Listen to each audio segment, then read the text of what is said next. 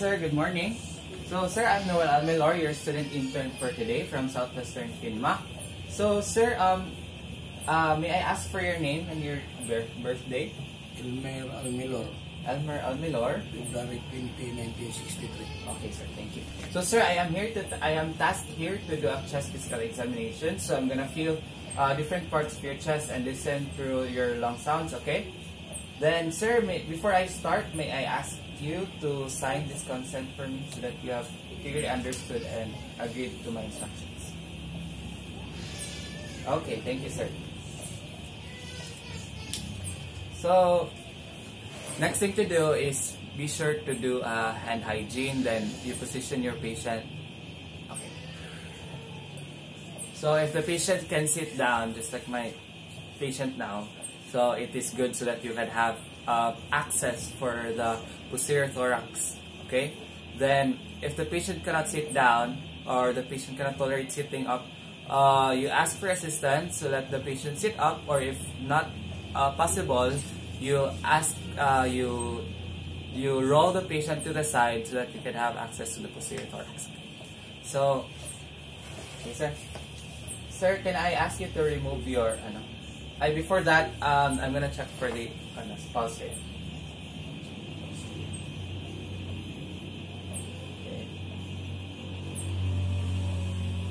So in checking for the pulse rate, that is how you check for the respiratory rate so that the result won't be altered. Okay, you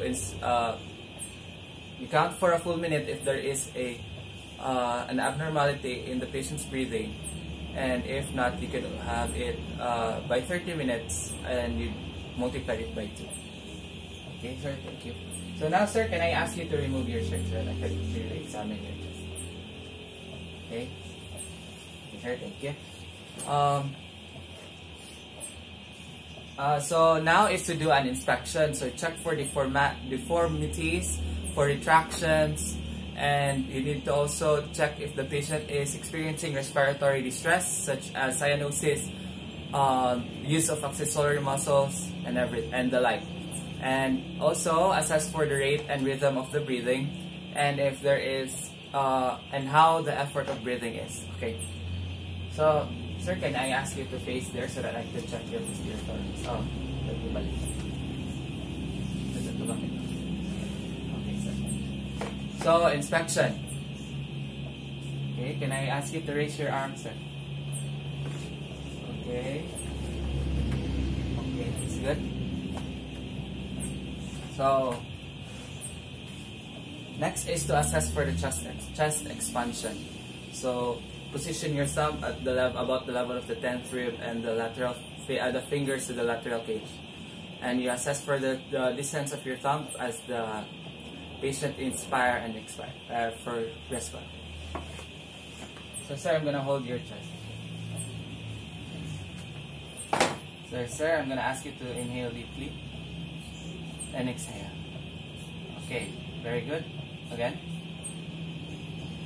Okay, thank you.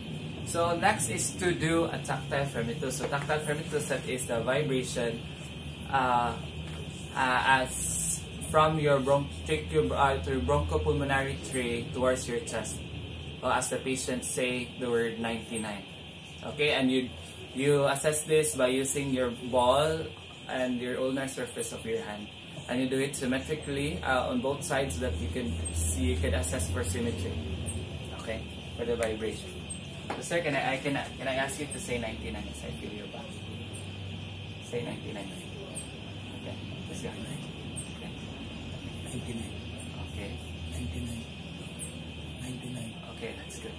So, after that is you proceed now to your percussion. So, you're done with inspection, palpation, and next is percussion. So, percussion, that involves your fleximotor finger of your left hand, which is your third middle finger, and your flexor finger, which is your third finger on your right. This you strike with you strike the distal interphalangeal joint so that the bone of the joint will create sound to create some sound waves towards the chest so that you would know if the underlying tissue is whether it's air-filled, fluid-filled, or consolidated. So you start in this technique. You need to do a ladder pattern. Okay.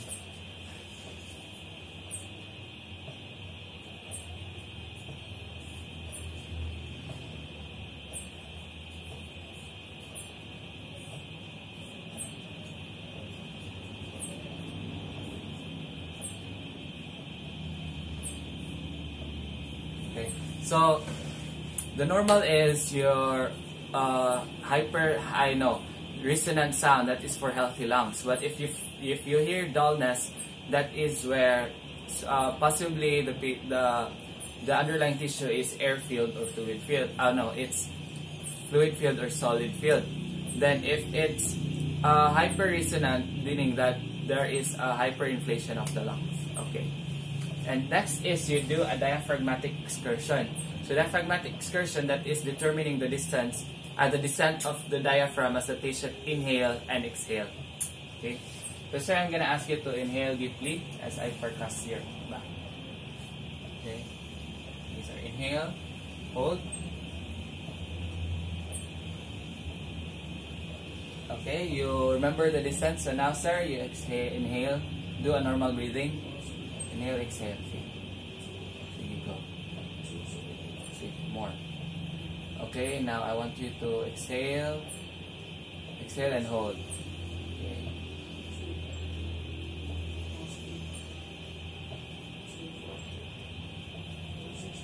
Okay. So the distance I measured is about 3 centimeters. So the normal is 3 to 3.5 centimeters. So that means we're good. Okay, so next is auscultation. So in auscultation, that is now you'll use your stethoscope to hear for the breath sounds. So you have your normal breath sounds. First is your vesicular breath sounds. Your vesicular breath sounds is soft, low pitch, and it is heard predominantly on both lung fields. Next is your bronchovesicular breath sounds. That is more intermediate in sound, intermediate in pitch, and it could be heard over the first and second intercostal spaces on the anterior chest. Okay, and also at the back, more on the upper part. And next is your vesicular sounds. Your bronchial sound. Your bronchial sound is louder and harsher pitch than your bronchovesicular, which is mostly heard over the manubrium. Okay, so your bronchopulmonary tree, that's it, the location of it. The next is your tracheal sound. Your tracheal sound is mostly heard over your trachea. Okay, that is more loud and harsh sound. Okay, so you also have your adventitious or abnormal breath sounds. So that is there is possibly a cardiac or a pulmonary condition underlying. Okay, then first is your crackles. So crackles, there's two. So you have fine crackles and coarse crackles. So your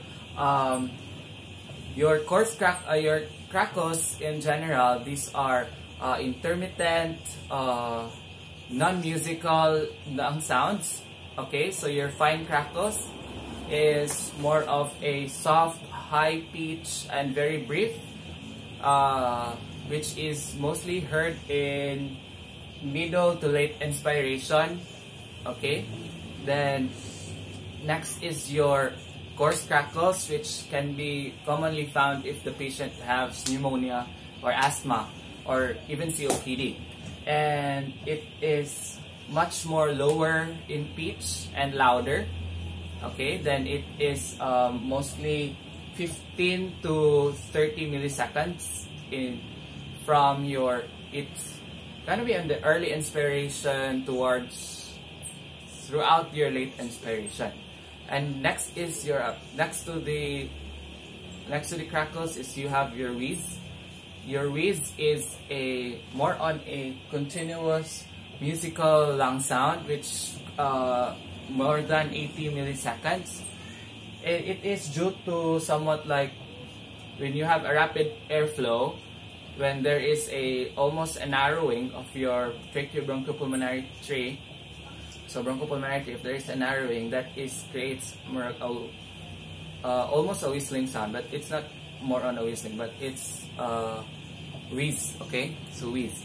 So that is more of severe asthma. So you also have a variant of wheeze that is bronchi. So these are more commonly used if there is a change in the bronchopulmonary sound due to the cough.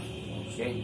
So next is you have your stridor. Your stridor is as an emergency. So this is a continuous high pitch, high frequency sound which occurs when the patient has, for example, a foreign body obstruction in the trachea on the upper airway. So that creates a stridor. Okay. Then next is your pleuritic rub, pleural rub, or from the pleurus. So for example, if the visceral pleura has undergone inflammation, so it almost touches your parietal pleura, creating a grating sound. Okay. So next is I'm gonna do an auscultation at the back. So the same pattern, you do use a ladder technique. Okay, sir. So may I ask you to cross your arms? Okay. So listen.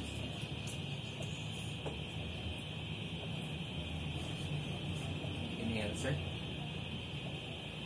Okay, normal.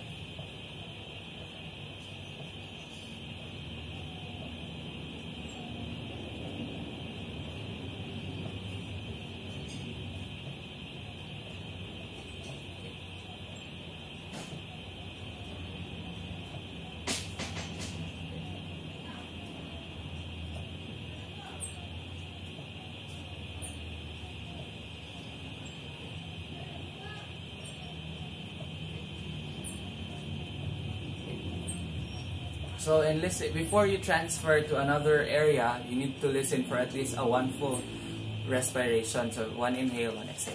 Okay. So after you do an auscultation, you now go to transmitted sound. So that you have 3 techniques for that. You have egophony, bronchophony, and whispered pectoriloquy. So in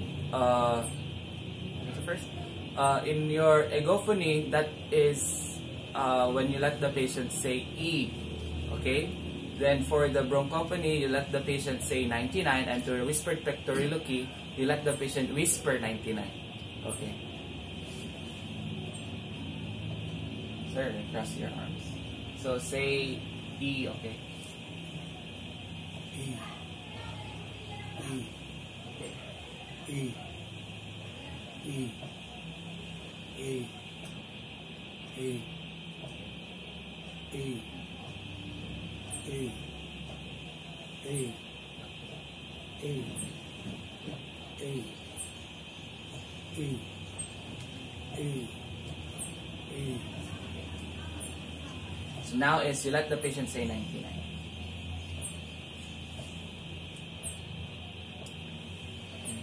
99. 99. Okay. 99. 99. 99. 99. 99. 99. 99. 99. 99. Next is you whisper 99. 99. 99. 99.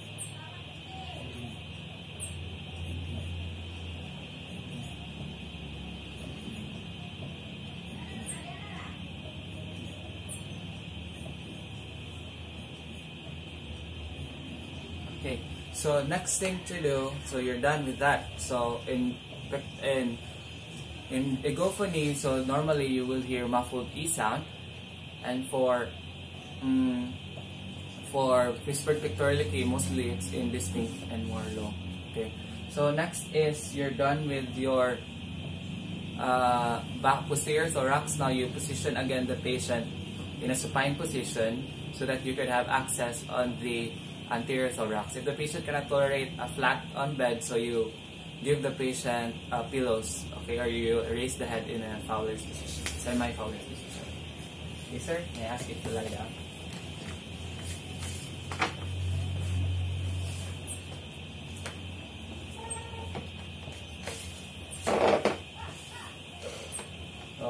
So you could also assess for the jugular venous pressure.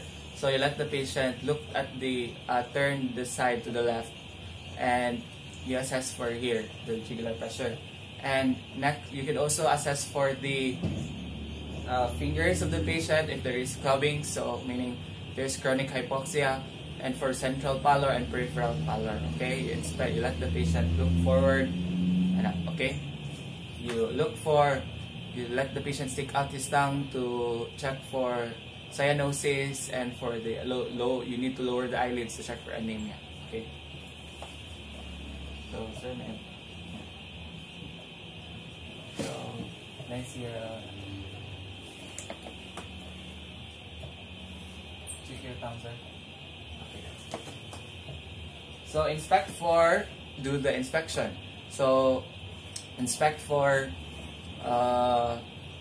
deformities, respiratory distress, rate and rhythm, just like the same in the posterior thorax. Okay. Okay, so there's no tenderness, no bruises, no sign of distress. Okay, that's good. So next is you need to do palpation. So you assess for chest expansion and the like. So sir, I'm gonna grasp my hand again. So inhale, sir.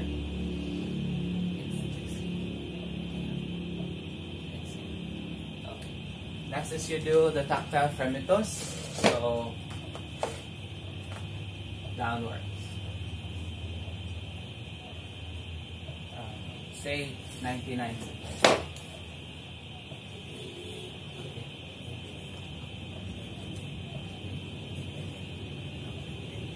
Okay, that's good. So you're done with your tactile fremitus. Next is your percussion, so your flexomotor and your flexor finger. So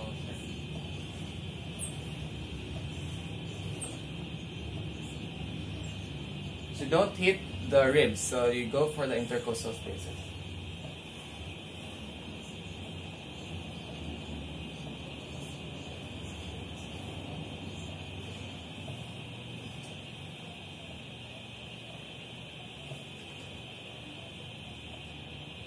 Okay, so now is you proceed with in percussion, you could also percuss for liver dullness and gastric tympani. So, but you will use that on your abdominal examination soon. And next to that is your auscultation. Same pattern, a ladder.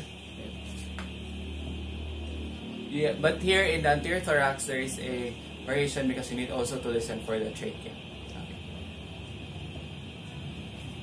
Sir, inhale, exhale, sir, with an open mouth.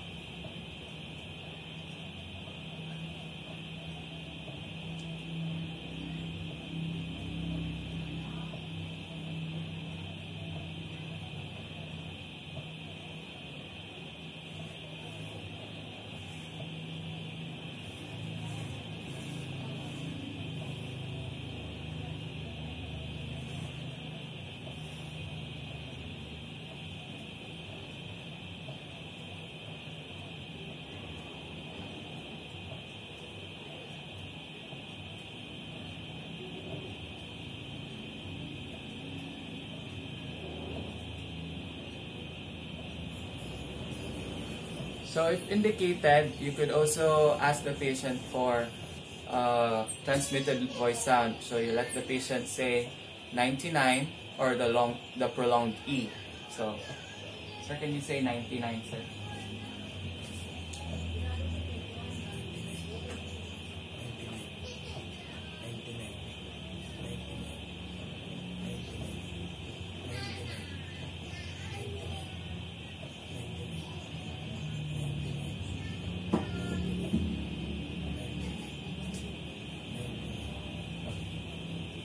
So in your left lung, mostly in the lingual side of the left lung, so that is more of a dull sound, a faint sound because of your heart. Okay, so that's normal. So after you assess for auscultation, you let the patient put on back his shirt and you summarize the findings. Okay, sir, you may now put back your shirt.